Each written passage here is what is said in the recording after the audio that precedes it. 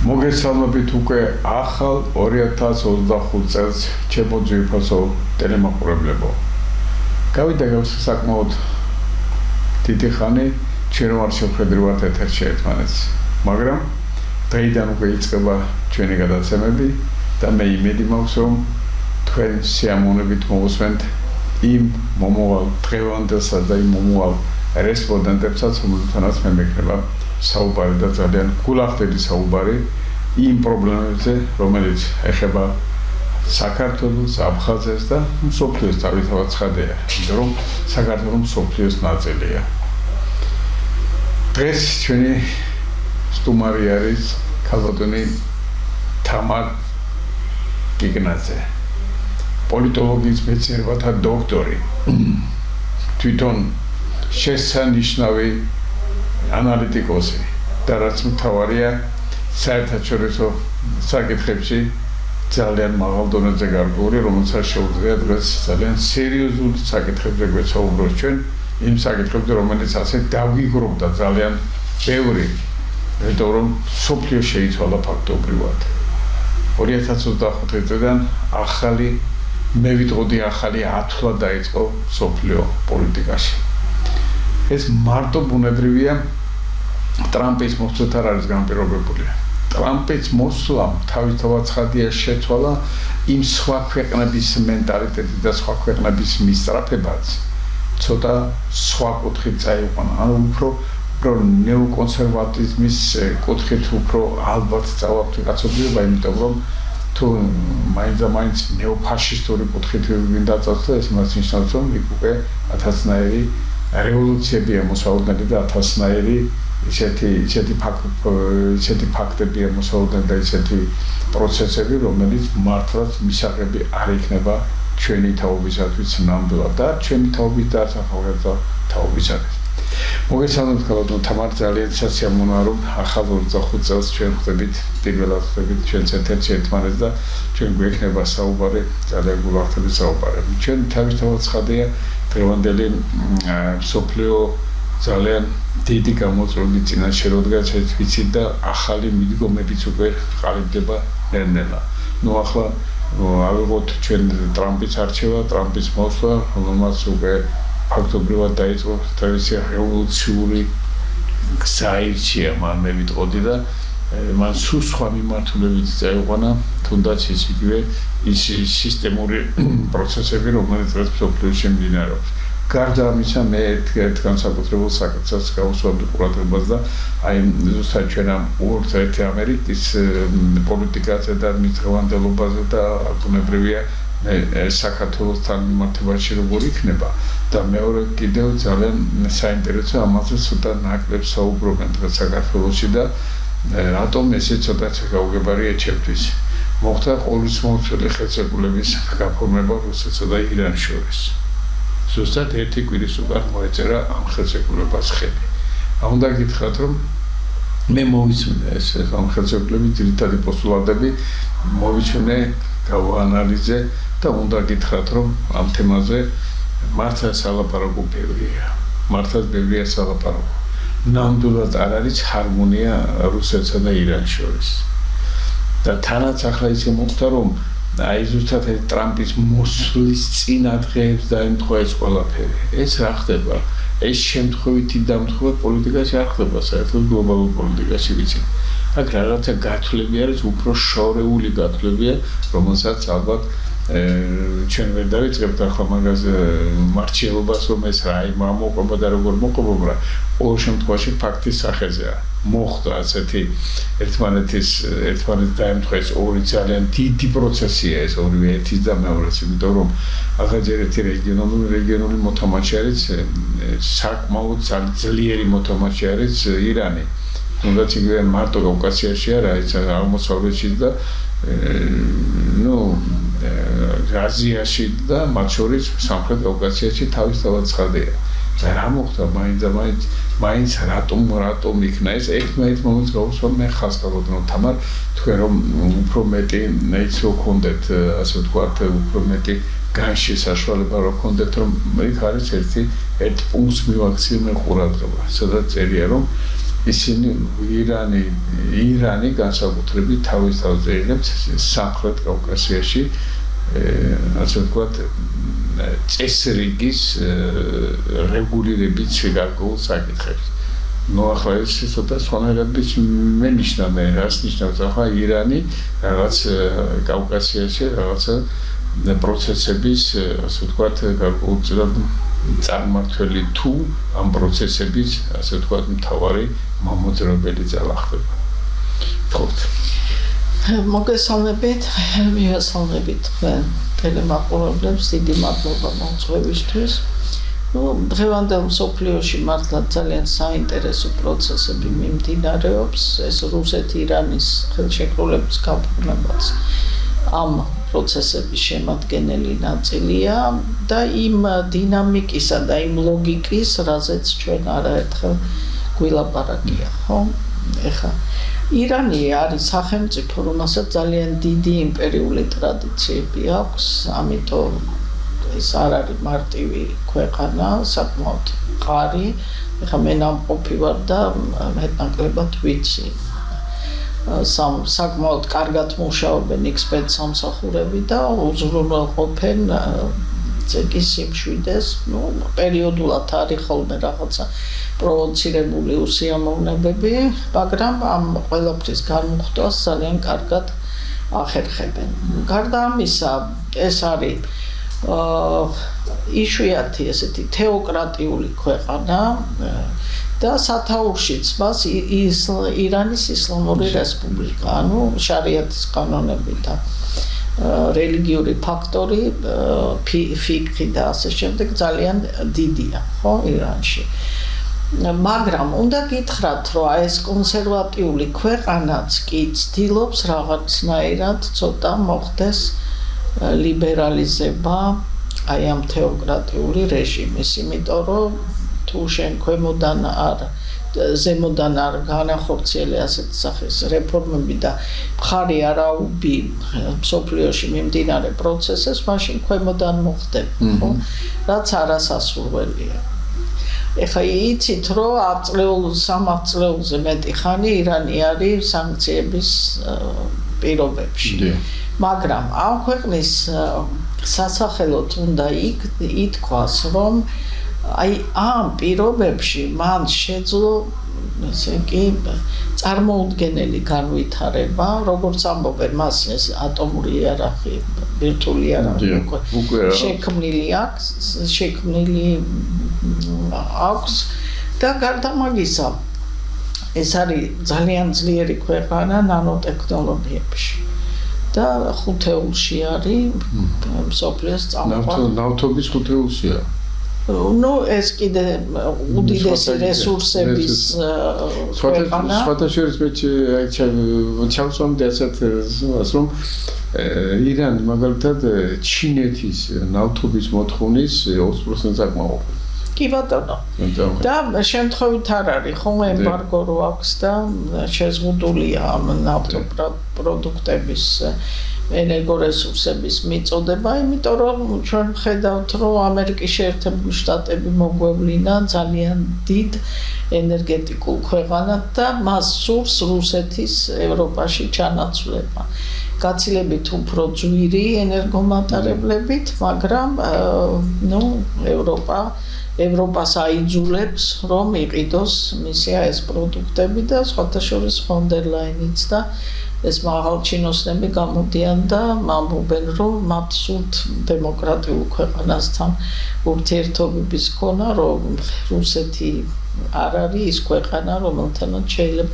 თუმცა ისიც უნდა ვთქვათ, რომ ლატენტურად რუსეთთანაც აქვთ საკმაოდ მჭიდრო ურთიერთობები და ხანდახან მესამე ქვეყნების გავლით ყიდულობენ ამ ნავთობპროდუქტებს. ანუ რუსეთთან ეს ურთიერთობები მაინც არის, მაგრამ უფრო გაძნელებულია და შესაბამისად ფასიც უფრო უჯირდება. რაც ძალიან ცუდად არტყავს ევროპის ეკონომიკას, იმიტომ რომ ეს ეგრეთ წოდებული საყოველთაო კეთილდღეობის ქვეყნები იყო ნატოს ქოლგას ქვეშ, უსაფრთხოებას უზრუნველყოფდა ნატო და იაფი-რუსული ენერგომატარებლები. ეხლა ერთსაც საფრთხე აქვს და მეორესაც, ასე რომ ევროპის საქმე არც თუ ისე სახარბია. ეხლა რაც შეეხება რუსეთ-ირანის ურთიერთობებს თუ დაუბრუნდებით, აქ მოხდა მათი დაახლოება, ეხლა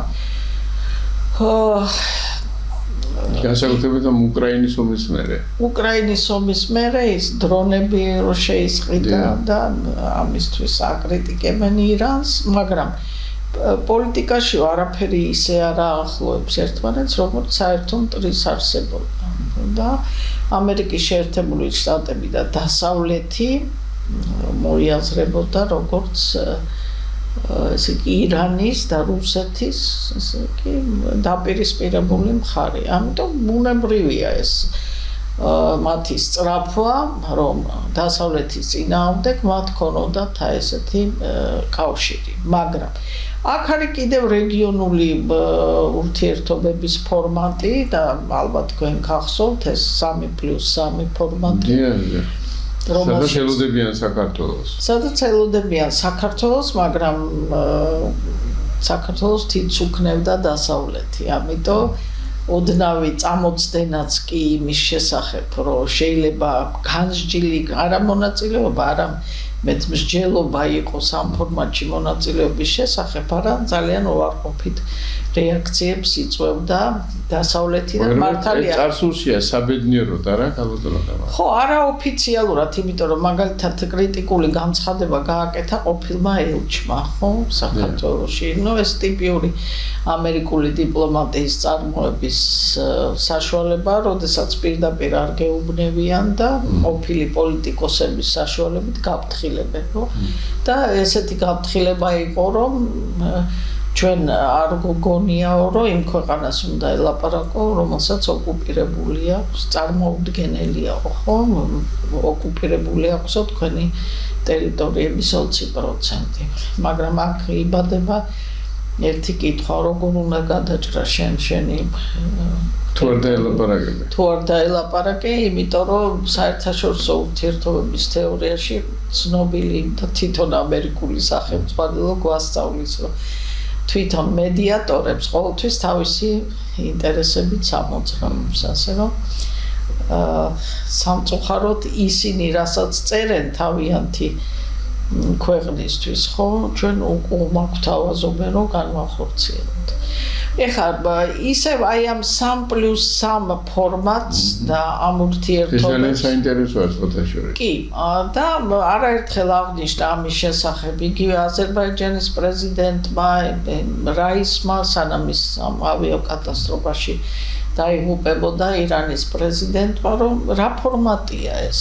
ეს არის ფაქტობრივად დასავლეთის რეგიონიდან გაძევების ფორმატი. იმიტომ იყო ასეთი მკვეთრი რეაქციები, ხო, რომ მხოლოდ რეგიონალურმა მოთამაშეებმა გადაწყვიტონ თავიანთი საკუთარი ბედი.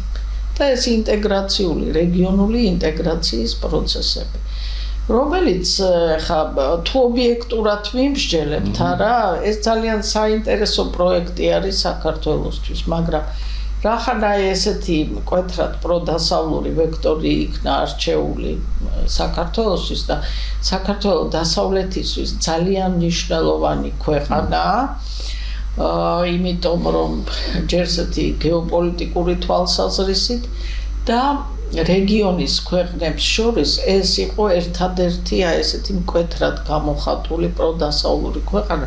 ეხლა თურქეთიც არის ნატოს წევრი და მოიაზრება გარკვეულწილად იმ დასავლურ თანამეგობრობაში, მაგრამ აი ესეთი მკვეთრი პროდასავლური პოლიტიკა და უნდა გითხრათ, რომ უახლოეს წარსულამდე ეს პოლიტიკა, ეს მკვეთრი გამოხატული და ეს თავისი კონსტიტუციაში ჩაწერებით ამ პუნქტების მაინდა-მაინც საქართველოსთვის ხელსაყრელი არ იყო, იმიტომ რომ ფაქტობრივად ეს იყო განხეთქილების ვაჭლი რუსეთსა და დასავლეთს შორის და აი კავკასიურ ცარცის წრეში რო არის ხლიჩავენ ამ ბავშვს დაახლოებით ეგეთ სიტუაციაში იყო და აი ამ ახალი მსოფლიო გადადაწილების პროცესში თუ აი ეს დიდი მოთამაშეები რაღაცაზე შეთანხმდებიან და საქართველოს თავის კუთვნილ, ასე ღირსეულ ადგილს ნახავს, არა, ძალიან კარგი იქნება.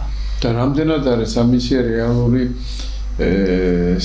რეალური მდგომარეობა ამას უწყობს თუ არა ხელს დღეს სხვათა შორის საჯილდო ვთქვათ წარმოგვიდგება ჩვენ და ახლა ჩემი გადასახედიდან რომ საქართველოს ხო ხედავ ახლა დასავლეთსა და ფაქტობრივად გლობალურ დასავლეთსა და გლობალურ აღმოსავლეთს შორის გაიჩხირა, ხო? აი შუაშია სადღაც ისეთნაირად, აი თუნდაც ჩინეთის საკითხი რომ ავიღოთ, ხო? ჩინეთის ხოთა შორის ჩვენი სტრატეგიული პარტნიორობაზე კიდევ თავს, მაგრამ რამდენად თუ სტრატეგიული პარტნიორია, მაშინ მან ჯერ ერთი აუცილებლად უნდა აღიაროს შენ ტერიტორიული მთლიანობა, ეს ერთი. მეორე მან აუცილებლად თავისი იაფი ინვესტიციები უნდა ჩავიდოს ქვეყანაში. ახლა მე შეიძლება კონკრეტული ციფრები არ გამაჩნია ამ შემთხვევაში, მაგრამ თქვენ როგორ გიძებთ ხოლმე ან ერთ ან მეორეს აღმოაყოფილებს ამ შემთხვევაში ჩინეთი? არა, ეხლა სტრატეგიული პარტნიორობა ჩინეთის სხვა რამეს ნიშნავს და ჩვენთვის სხვა რამეს. აი ეს საინტერესოა. და ჩინეთი არის ძალიან პრაგმატული ქვეყანა. თვითონ ესე იგი ძალიან ესეთი კეთილი ნება გამოხატა და გაითვალისწინა რა საქართველოსა ესეთი სტრატეგიული მდებარეობა. ალბათ კარგად გახსოვთ როგორ დახვდეთ ჩვენ პრემიერ-მინისტრს, ხო?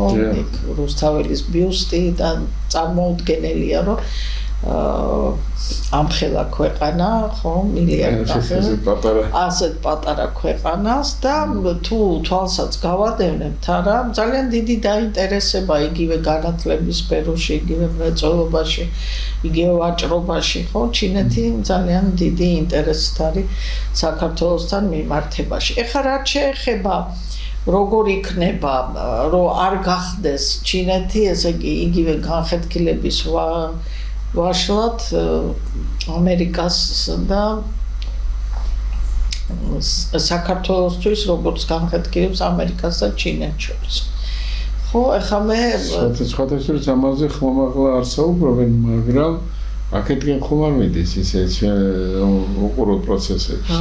კი ბატონო, მაგრამ მე თვალყურს ვადევნებ ტრამპის განცხადებებს და ვიცი ჩინეთ-ამერიკის ურთიერთობების ის დეტალები, რომ ისე გადახლართულია მათი ეკონომიკური ურთიერთობები, რომ აი ესე ცალსახად ამერიკა ვერ გაწყვეტს ჩინეთთან ურთიერთობას და აი რიტორიკაც ნახეთ ხო დაპატიჟა სი ძინპინი დონალდ ტრამპმა ვიცე-პრეზიდენტი ჩავიდა თვითონ არ ჩავიდა სი ძინპინი მაგრამ რაც იმის მაჩვენებელია რომ არ იგეგმება ურთიერთობების მკვეთრად დაძაბვა ეს იქნება ჩვეულებრივი რაღაცა შეჯიბრება ამ გავლენის სფეროებზე აი ხა პანამის სინამდვილეში პრობლემა რაში მდებარეობს პანამის არხი არის ძალიან მნიშვნელოვანი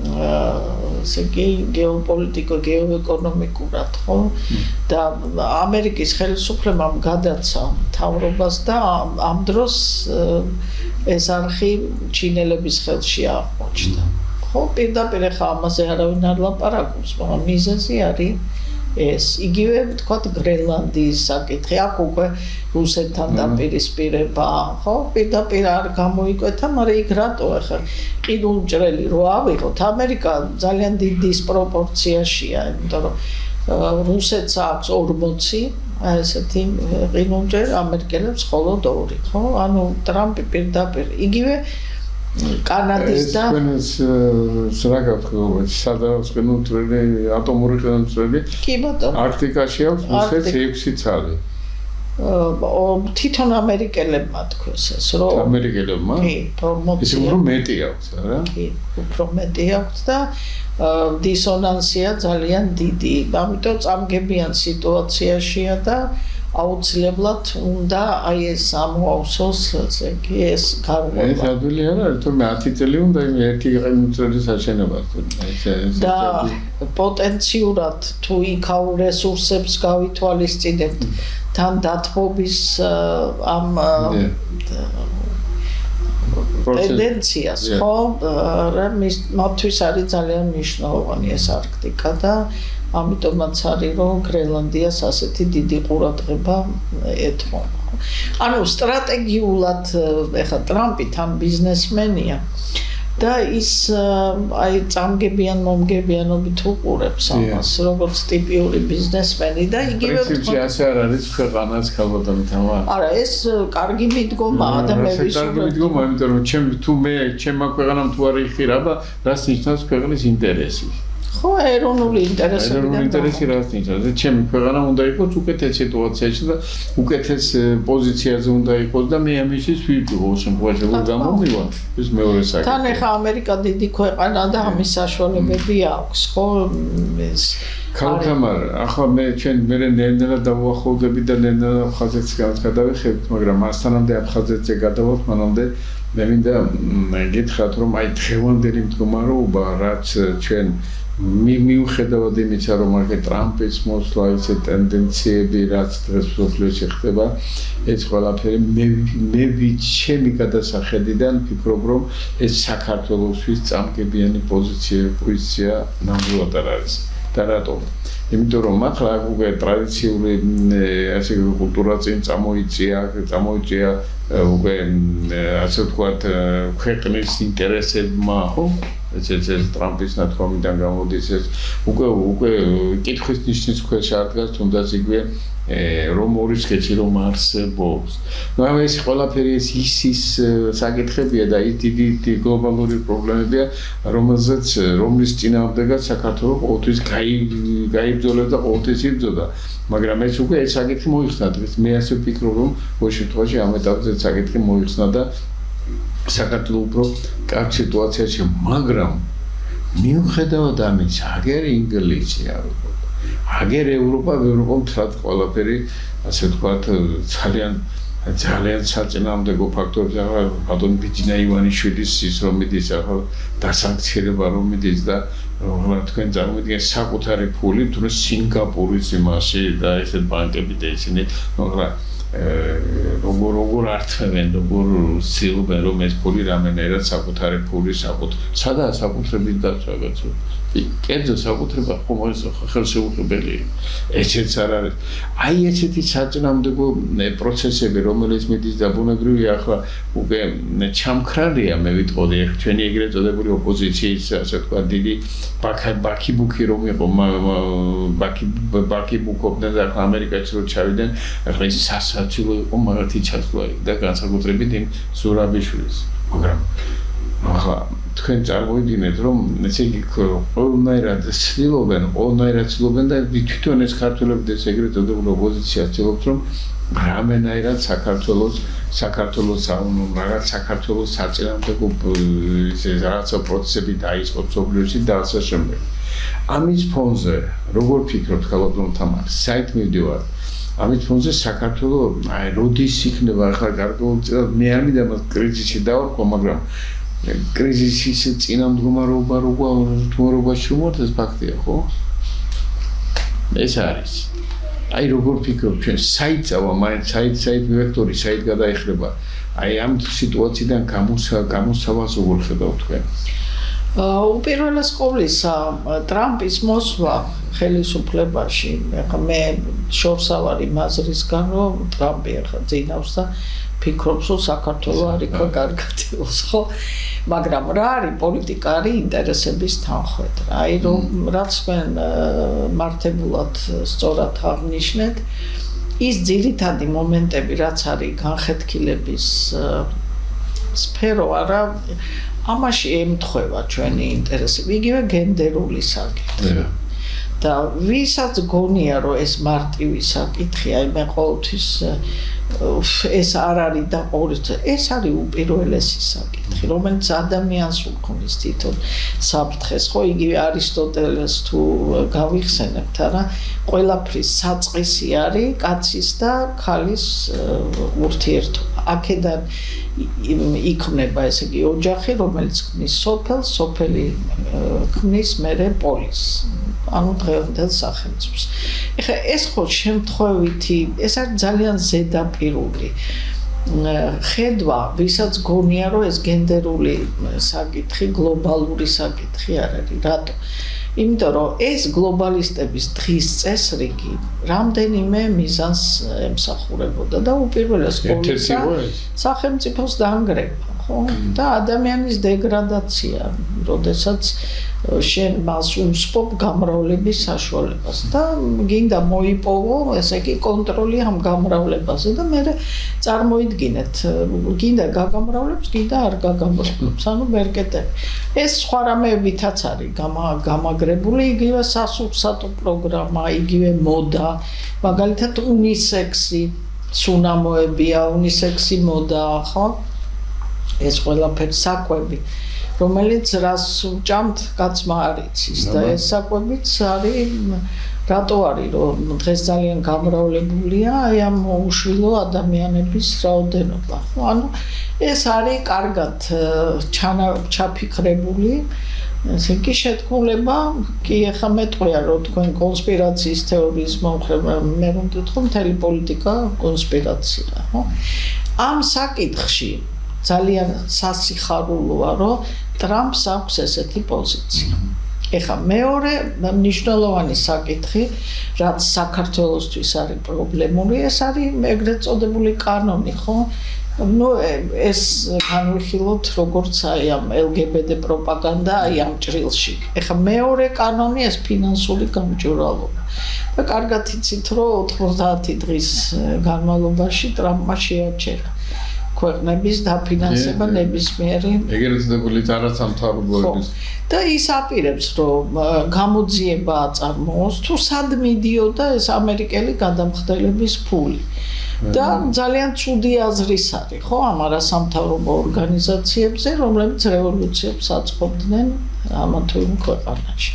და გარდა მაგისა, მათზე დახარჯული და გამოყოფილი ფინანსების უდიდესი უმრავლესობა ეს კორუფციის წყარო იყო და უკან ბრუნდებოდა, ხო, ეგრეთ წოდებული რუსული სიტყვა ათქატების უკრაინის ომის დროს 167 მილიარდი თვითონ ზელენსკიმ თქვა. კი ბატონო. ნახევარი არ მიიღია ჩვენ. და მესამე საკითხი ეს რუსეთ-უკრაინის ომი. და ის ამბობს, რომ უნდა შეწყდეს ეს ომი და ყველაფერს გააკეთებს იმისთვის, რომ ანუ სამი საკვანძო საკითხი, რომელიც საქართველოსთვის საციცოცხლო მნიშვნელობის არის, ფაქტობრივად არის თანხwebdriverში. თანხwebdriverზე დაიძრა ეს საკითხი. და დაიძრა რაც მთავარი ეს საკითხი. ამიტომ ამ ხრივ მე მაგალითად ოპტიმისტურად უყურებ. ხო, ეხლა დანარჩენი, იგივე რუსეთთან ურთიერთობების დალაგება, ხო? ნებისმიერი წამოწდენა იმის შესახებ, რომ შენ რუსეთს უნდა დაელაპარაკო, ეს აღქმული იყო, როგორც რა ვიცი, მე ჩემ თავზე მაგ გამოდეხა, მე საერთაშორისო ურთიერთობების სპეციალისტი ვარ და თან მე მიყვარს ჩემი ქვეყანა და რასაც ვფიქრობ, გამომდინარე ჩემი ქვეყნის კეთილდღეობიდან და ყოველთვის ვლაპარაკობ და შენ რო გეტყვია, რომ პრორუსი ხარ, დაგამრალებენ რომ პრორუსი ხარ, ესეც ხო ტექნოლოგიაა, რომ საღიაზრი არ იქნას კარგი. დაბრალ ადამიანის რაც არ არის. დაბრალო ახლა რომელი პრორუსი ვარ, ვთქვათ, ან მე, ან ის ადამიანები, რომლებიც საღიაზრით გამოირჩევიან, მაგრამ ნუ ეს აღქმის დონეზე ახლა შენ ყველას ვერ აუხსნი, ხო, რაში არის ამ საერთაშორისო. ჩალოდონ თამარ, ესე იგი ეს ჩვენ მაინც გამოკვეთილი დადებითი ტენდენცია და იმედი გვაქვს რომ ეს განვითარდება ალბათ კი არა რახანე დაიწყო ეს პროცესები რაც თქვენ ბრძანეთ ეს სამი ყველაზე უფრო მთავარი პოსულატი რომელიც საქართველოსი და საქართველოსზე დადებითად დაისახება მე დარწმუნებული ვარ რომ ეს ძალიან კარგი იქნება ჩვენთვის. ახლა მე მაინტერესებს მაინც გადავინაცოთ ახლა აფხაზეთისკენ, ახდება აფხაზეთში. იცით რომ ახლა ეს პრეზიდენტი გადააყენეს რომელიც მათ რაუდად ახლა ახალ პრეზიდენტს ირჩევენ ახლა 15-16 თებერვალს არჩევნები აქვს ისევ ახლა პრეზიდენტიც არჩევა ახლა ესეთი არარსებული მე ახლა მოსკოვიდან რუსული არხებიდან არის ერთი ძალიან კარგი გადაცემა ესე იგი რა ხდება აი აფხაზეთთან მიმართებაში ისე აღშერად ამბობენ, რომ ეს ოკუპირებული ტერიტორია რუსეთის მიერ. თვითონ აღიარებენ რუსები ამას. ეს იმას ნიშნავს, რომ ეს გარკვეულწილად გარკვეულ პატარა პროგრესთან კი მოაჩვენს საქმე. ახლა რომ რუსეთი ახლა ვინც არ უნდა იყოს, ახლა ითო რუსულ თამაც არ ითამაშებს აფხაზეთში, ბუნებრივია მას არავინ არ გააჩერებს, იგივეს მოუწყობენ. მაგრამ ამ შემთხვევაში როგორც სხვადასხვა წყაროები მეტყოლებენ, აი ამ ჯანიას მომენტში აქ რუსეთის მაგალითად უფრო სხვა ძალები იყო ჩართული, როგორც ამბობენ ის არასამთავრობოები, რომლებიც ჩვენ ძალიან კარგად ვისაუბრეთ. მე ინტერესებს ასეთი რამე, მიუხედავად იმისა, რომ ახლა ვიცით, რომ ეს აფხაზეთი ქვეყანა არასოდეს არ ყოფილა და არც იქნება. აფხაზეთი ეს არის აუცილებლად საქართველოს ნაწილი, მაგრამ თქვენ როგორ ფიქრობთ, მაინც რამეს ხედავთ, რამეს ესე გვირაბის ბოლოს რამეს შუქს ხედავთ ხალხო თამარ, რომ აი ეს რაღაცნაირად ესე გარკვეულად რუსეთი რო შეძლეს თავის პოლიტიკას იგივე აფხაზეთთან მიმართებაში. ეს იგრძნობა ხო იგივე იმ რიტორიკით და ეხლა შიდა პროცესები თქვენ ჩემზე უკეთესად იცით რა პროცესები ვითარდება იქ.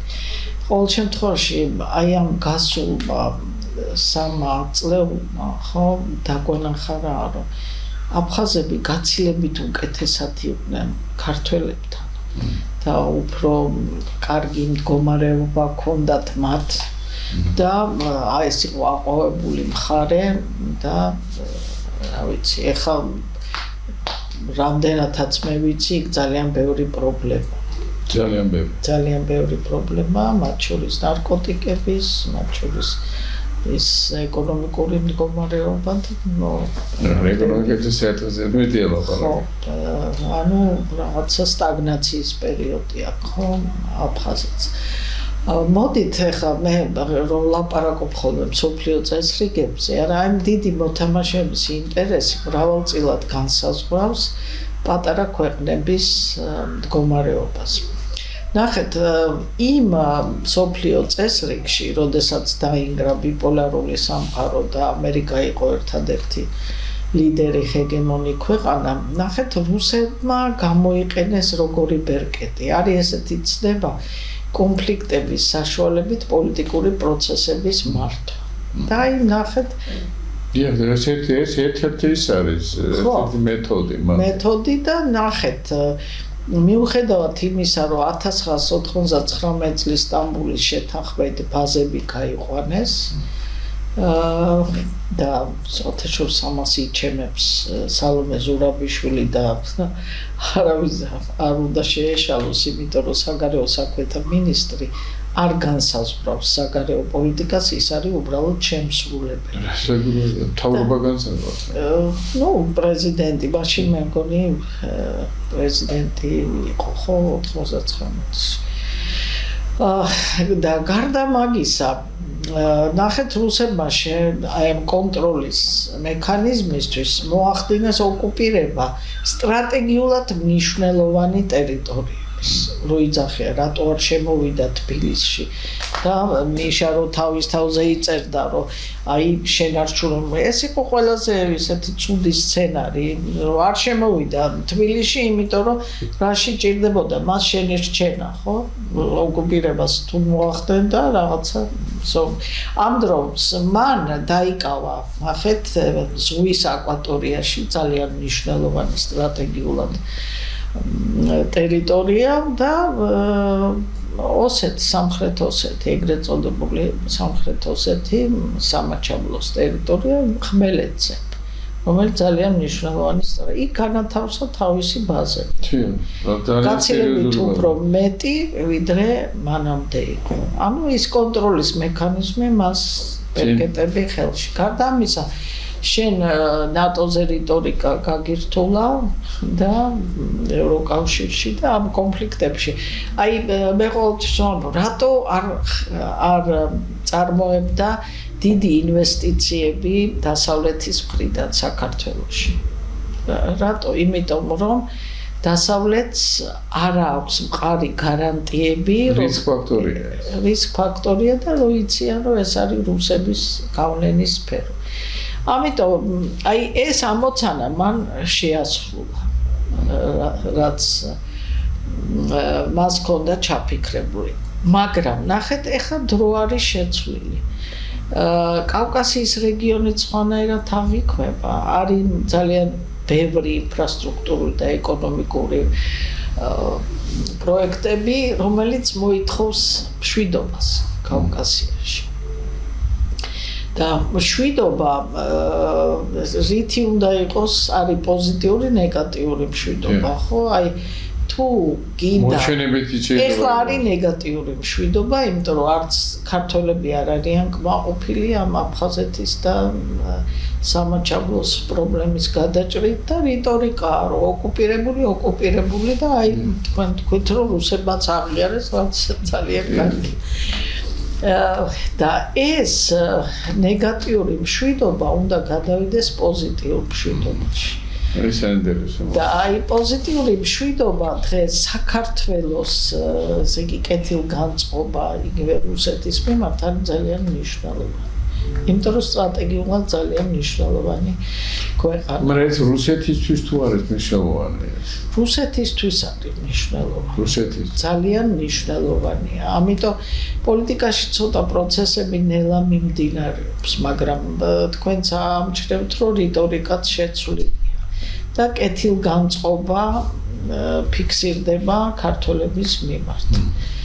ამიტომ საქართველოს გარეშე, აი რომელიც იმ ბოთლის ყელს წარმოადგენსო, ხო? ეს არც ინფრასტრუქტურული და არც ეკონომიკური პროექტები ვერ განხორციელდება. და ჩვენ აი მე ყოველთვის ამას ვამბობ, რომ ღმერთმა დაგვეფარო, რომ ხელისუფლებაში არ არის ნიშა და არ არის ნაციონალური მოძრაობა. თორე აქ ლაპარაკი იქნებოდა უკვე რაზე იცით, საერთოდ საქართველო იარსებებდა თუ არა. და იმ უკრაინის ომში ჩაბმაზე. და არაერთხელ ვიმეორებ ამას, რომ დღეს შეიძლება ბევრი პრეტენზია ჰქონდეს საშინაო პოლიტიკასთან დაკავშირებით ხელისუფლებასთან, მაგრამ რაც შეეხება საგარეო პოლიტიკას, ის ძალიან ფრთხილად და მიზანმიმართულად ძალიან კარგ პოლიტიკას ახორციელებს. თავის ქვეყნის, ჩვენი ქვეყნის პირველად დაფიქსირდა, აი რუსებიც აღნიშნავენ, სხვათა შორის მეც ჩართული ვიყავი ის რო არის ბალშაე იგრა და იქ ამაზე ვილაპარაკე რომ თქვენ სხვადასხვა რატიშევთან ერთვებით ხშირად არა ერთხელ ვიყავი, მაგრამ აი დუგინი იყო და საიმსი იმ გადაცემაში და იქ ვილაპარაკე მე იმის შესახებ, რომ საქართველო იმოქმედებს მხოლოდ გამომდინარე თავისი ეროვნული ინტერესებიდან და მართლაც ესე მოქმედებს. პირველად აი პოსტსაბჭოთა პერიოდში არის დაფიქსირებული ეს ჩვენი ეროვნული ინტერესები, როდესაც საქართველოს კაზუს ბელი არ შექმნა რუსებთან, იმიტომ რომ ბიძინა ივანიშვილი ფლობს ინფორმაციას. და რა თქმა უნდა და ეხა ეს ინფორმაციის ფლობა არის ძალიან მნიშვნელოვანი, რომ ადეკვატური ქმედებები განახორციელო და პირველად ხელისუფლება საგარეო პოლიტიკაში ადეკვატურად იქცევა. რაც არის ძალიან კარგია მომენტისთვის და ნახოთ როგორ განვითარდება. სხვათა შორის ივანიშვილმა წინასწარმეტყველა ის რასაც დღეს ვხედავთ, ხო?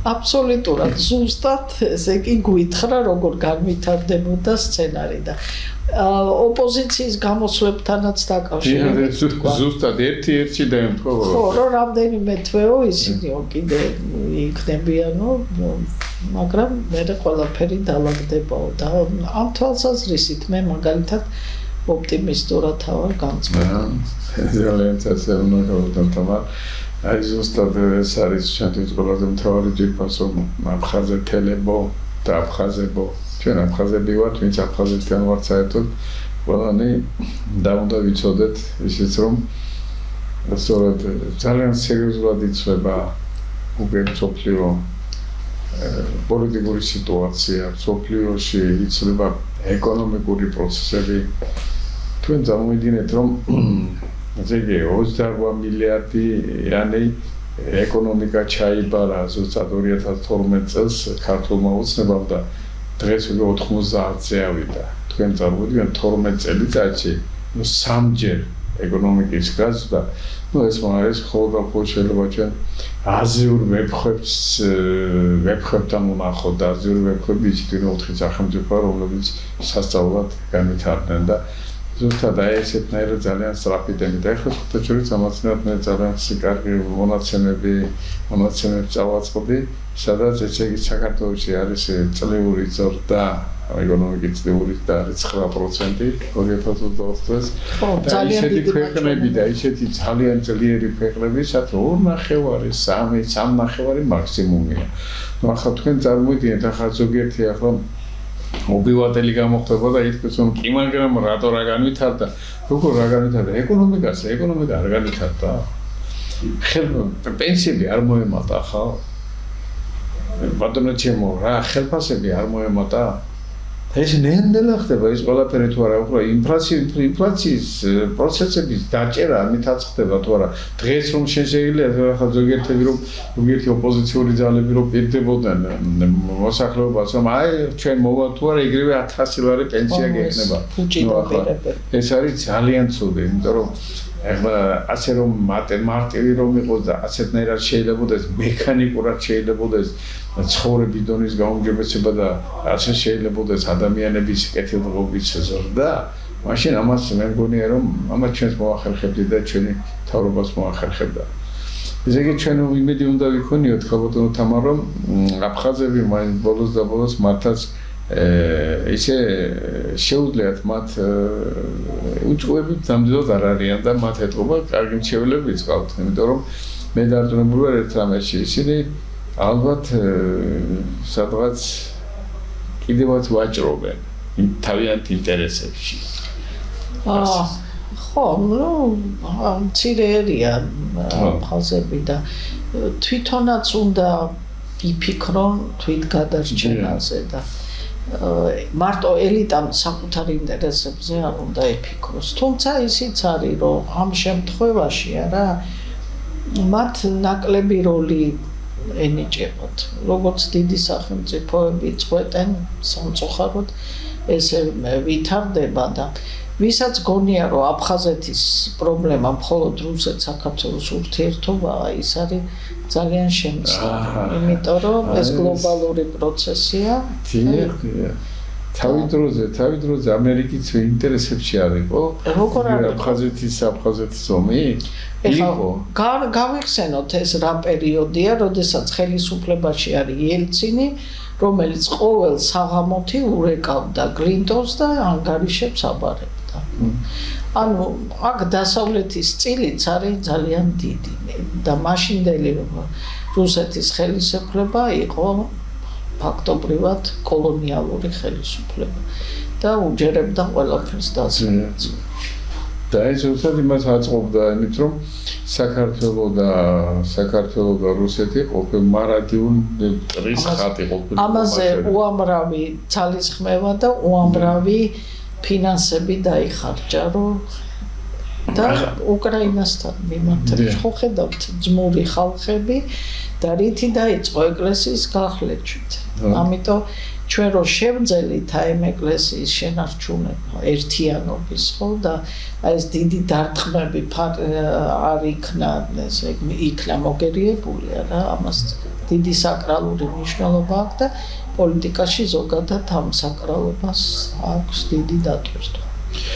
მე დარწმუნებული ვარ ხალხო თამარ, აი თქვენი მანათქომა კიდევ ძალიან კარგი ოპტიმიზმის, ასე ვთქვათ, გამიმყარა ჩემი ოპტიმიზმი, რომ საქართველოს ზუსტად ძალიან სწორი გზით მიდის, ძალიან სწორი გათვლებია გაკეთებული და ახლა ის ნარჩენები არიან, დარჩენილები, ანასხლეტები არიან დარჩენილები იმ ომის პარტიისა, იმ გლობალური პარტიის Deep State-ს რომ ეძახიან და ამას უკვე რომ ახლა გამოუცხადა ამერიკის პრეზიდენტო და ამერიკის ახალმა ადმინისტრაციამ გამოუცხადა მას ომი და ბრძოლა. მე დარწმუნებული ვარ რომ საქართველოშიც უკვე ისინი ნელ-ნელა მილივად რეჟიმში გადავდნენ. მე ასე მგონია. ისე სხვათა შორის როგორც ჩვენ ვისაუბრეთ, უკვე ისინი ცდილობენ მაინც ცდილობენ რომ გამოიყენონ ჯერ კიდევ რაღაც კუდი მოიქნიონ და მე მფონია რომ ეს არის სასოწარკვეთილი ეს არის ბოლო გაბოგინება მე ასე ვიტყოდი და ღმერთმა ქნოცოს ასე იყო და იცით რატომ ბატონებო იმიტომ რომ ეს ყველაფერი მიმართულია საქართველოს გამთლიანებისაკენაც ანუ საქართველოს გამთლიანების ერთ-ერთი მთავარი ფაქტორი რომ იცოდეთ თქვენ ყველა ჩემო ძვირფასო ტელემაყურებლებო სწორედ ის არის რომ საქართველოს თავისი ეროვნული ინტერესები უნდა დააყენოს ყველაზე წინ და საქართველოს თვითონ თავისი ეროვნული ინტერესების შესაბამისად უნდა იმოქმედოს და ყველა ქვეყანასთან ურთიერთობა დაამყაროს სწორედ აი ამ კონტექსტში. სხვაგვარად ახლა ვიღაცა რაღაცას კი კარნახეს მე შინ იმპულს მოგცემ ამ ფულს მოგცემ და აიცი რა საქართველოს გადაუხვია დემოკრატიული გზებს და არიქა იღუპება საქართველოს და საქართველოს ჩვენ უნდა უშველოთ ეს ზღაპრები უკვე მე მგონია რომ წარსულ ჩაბარდა ეს ზღაპრები უკვე წარსულში დავტოვეთ ჩვენ და საქართველოს დემოკრატია საქართველოში თუ არ არის სად არის გაბატონო თამა მე ვთვლი რომ ზედმეტად დემოკრატია და ამ ხელისუფლებას საყვედურობენ რომ ცოტა უფრო მკაცრი ხელი ოცათ. სხვათა შორის მე ძალიან მოვწოდს ალბერ კამიუს ამ ვებერტელამ წერლის დემოკრატიის ფორმულა. რა გენიალურად არის ნათქვამი რომ ყველაფერი ნებადართული, არაფერი არ არის აკრძალული. აი, ჩემი დემოკრატია და ზუსტად ახლა ეს ატომღაც პირდაპირ მნიშვნელობით გავიკეთეთ, ყველაფერი ნებადართულია, რაც კანონის ფარგლებშია. და რაც უკანონობას ითვალისწინებს, ზუსტად ის ხდება დღეს საქართველოში. აი, კანონს რო გადააბიჯეს იმ ზოგიერთებმა და იმ ეგრეთ წოდებულმა იმ deep state-ის შვილობილებმა, იმიტომ არის სწორედ რომ დღეს ის ხდება, რაც უნდა მოხდეს და მე დარწმუნებული ვარ ერთ რამეში. ნუ რა ვიცი იქნება მის ილუზია და იმის იმედი რომ საქართველოს თავისი არჩეული გზიდან გადაუხევს. დემოკრატიაც იქნება ზომიერების ფარგლებში, განვითარება იქნება უფრო მეტი ველოდებით და რაც თავარია ხალხის კეთილდღეობა იქნება ყველაზე წინა პლანზე წამოწეული და მე დარწმუნებული ვარ ერთ რამეში. ეს იმას ნიშნავს, რომ აფხაზეთი როგორც ასეთი დამოუკიდებელი ქვეყანა არასოდეს არ იქნება. ძირფასო აფხაზეთ ტელევიზია და აფხაზებო მე მინდა თქვენ ეს იცოდეთ, იმიტომ რომ აფხაზეთიდან 8000 კილომეტრიანი ქვეყნის დამოუკიდებლობა კი არა, სხვა უფრო დიდი ქვეყნების დამოუკიდებლობა დღეს დგას ძალიან დიდი კითხვის ნიშნის ქვეშ, იმიტომ რომ ქვეყანას სჭირდება უფრო მეტი განვითარება, მეტი განათლება, მეტი კულტურა და ეს რომ არის ერთ ქვეყანაზე არასოდეს არ უნდა იყოს დამოუკიდებელი და ერთი ქვეყნით ასე ვთქვათ ხელისუფალზე და მის თვის ახასიათზე გაიგვიძებს დილით იმაზე არ უნდა იყოს დამოკიდებული როგორ უნდა იცხოვროს თუნდაც აფხაზმა ერმა.